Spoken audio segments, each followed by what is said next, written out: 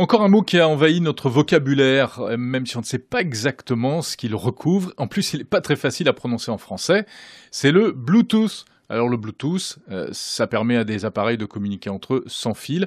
C'est une technologie en plein essor, Yasmina Lecomte. C'est effectivement une technologie dont on va beaucoup entendre parler dans les années à venir, puisque la majorité des objets connectés, que ce soit les bracelets connectés, les enceintes, les ampoules qui peuvent être contrôlées par votre smartphone, ou même une balance connectée, par exemple, communiquent en Bluetooth avec votre smartphone ou votre tablette. Et oui, en fait, ça remplace les câbles sur des petites distances de quelques mètres seulement. Une dizaine de mètres au maximum, et puis c'est très peu gourmand en énergie finalement.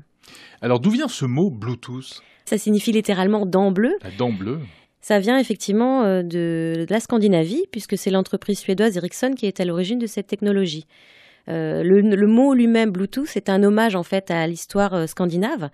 En fait, ça fait référence au roi danois Harald Blatland, qui a régné en fait au XXe siècle sur la Scandinavie et qui est connu pour avoir conquis et unifié la Norvège et le Danemark, mais surtout pour ses dents qui étaient assez spectaculaires, puisqu'en fait, il avait une belle dent bleue. Et puis alors le logo du Bluetooth qui aujourd'hui est assez connu, qui est donc bleu évidemment, et qui est un signe kabbalistique un peu étrange. En fait, c'est toujours et encore un hommage donc à ce fameux roi Harald Blatland, puisqu'il est composé des lettres H et B de l'alphabet runique, l'alphabet scandinave antique. Tout simplement.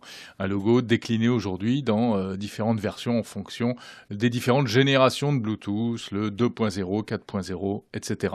Et pour en savoir plus, eh bien, on peut se rapporter à votre livre « La culture high-tech pour les nuls » aux éditions First.